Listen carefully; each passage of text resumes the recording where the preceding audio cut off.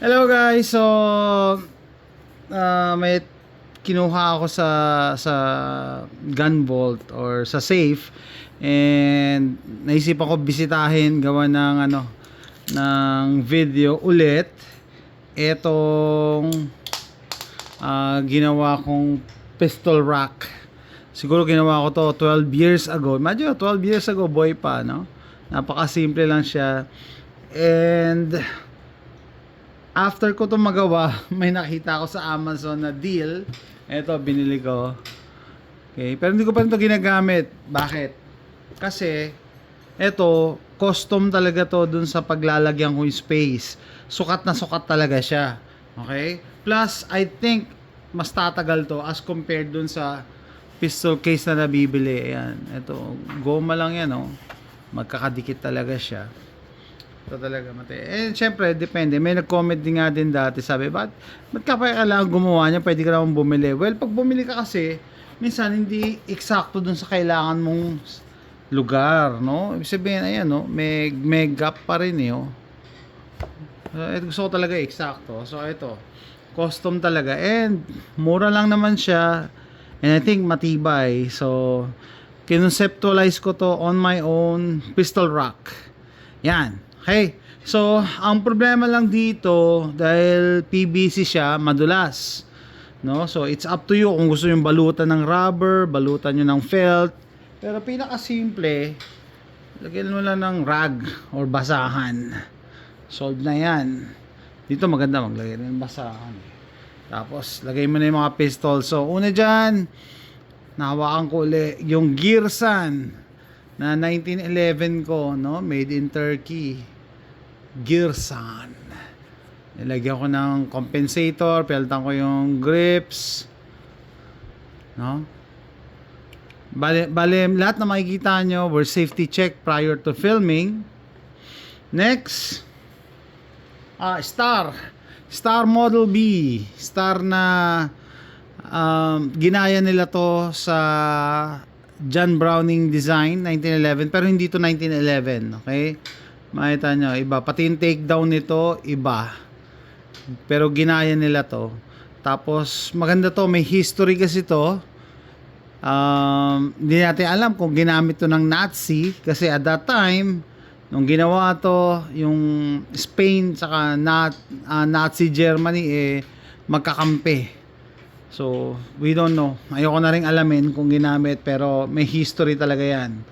Yan. Next, ito naman ang aking pride, isa sa mga pride and joy, Pietro Beretta, no? Mga original galing Italy. Kahit yung mga tipong kahit gusto mong bumili ngayon, wala ka na mabibili sa gun store kasi surplus na to. Ang kakaiba dito, kita nyo, dito ang mag-release, hindi dito, kasi ganyan talaga to nung unang panahon, no, sa Italy.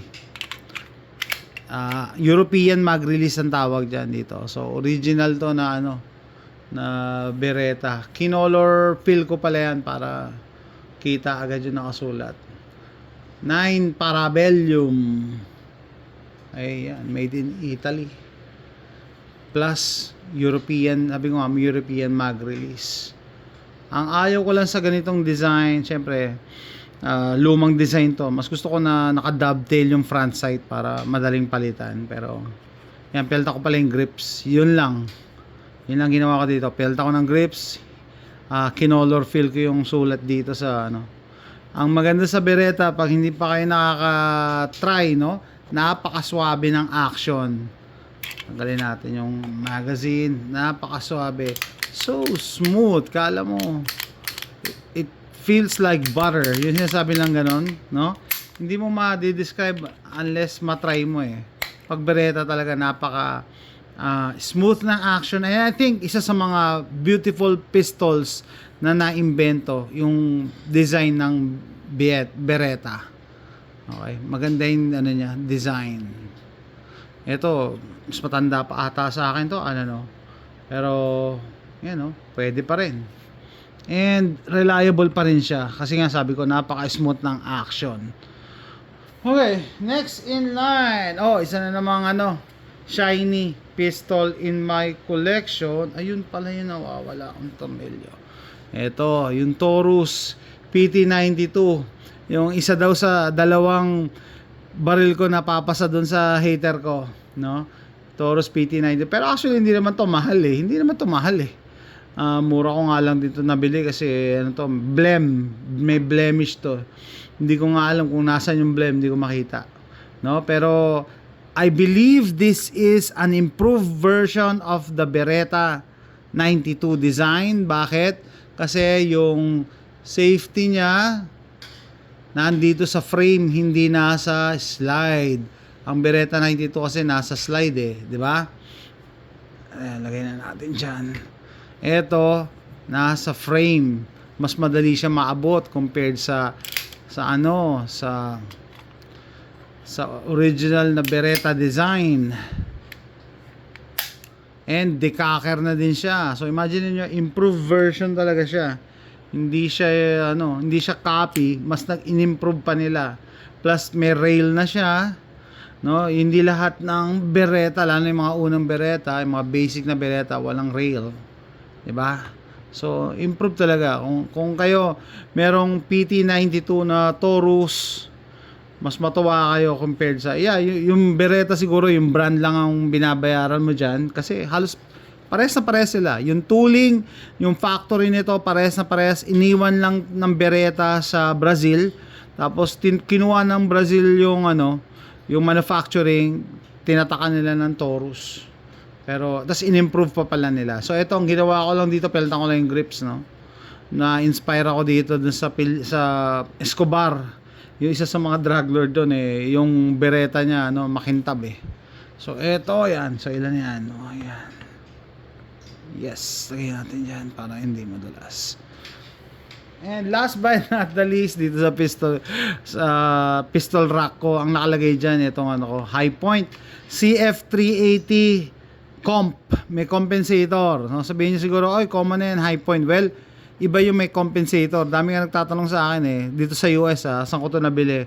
A long time ago, available to, pero ngayon, ang hirap na maghanap ng may compensator. Dati nga yung 9mm may compensator din eh, wala na ako makita. Ito 380 may compensator. Para sa akin kakaiba siya na Hi-Point. Hindi siya yung ordinaryong Hi-Point. Alam ko naman na pangit na yung Hi-Point, pero nung nilagyan nila to kahit papaano nag-iba yung character niya. Tapos pag binili mo to brand new, may option ka sa likod na traditional 2 dots yung left and right. Ito ginawa kong peep sight yung likod. Peep sight. Ayan siya. So, ito yung aking pistol rack na ginawa. Binisita ko lang ngayon 2024 kasi nilabas ko, naglilinis ako ng gun safe. No? Yung ganitong design, inisip ko lang talaga and marami pa itong pwedeng i-improve. Kasi, pwede mo nga lagyan ng felt, ng carpet para hindi madulas. Tapos dito may sasalo. Minsan kasi pag naglilinis ako, maganda yung nakatilt na ganyan, sasaluhin niya yung mga dirt, grime, carbon, no? Tutulo talaga. Pag naglilinis ako, tapos sabay-sabay yung mga baril. Kaya very handy tong ganitong design as compared sa ganito na I think anytime na mainitan, ayan, bumubuka na yung ilalim, ipit lang ipit lang yung hindi siya ganun katibay. Foam lang to, mga scrap yata to na foam. Ginawa nilang pero useful pa rin naman.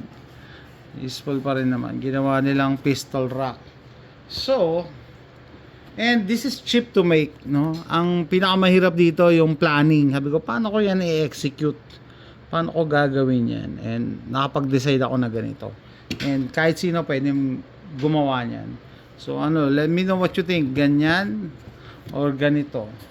And sabi ko nga, ito maraming purpose. Pag naglilinis ka, pwedeng patungan ng baril para habang tumutulo, maglalagay ka lang ng basahan dito. Salo niya yan. Yung mga dumi. And ano pa ba? Ayan siya.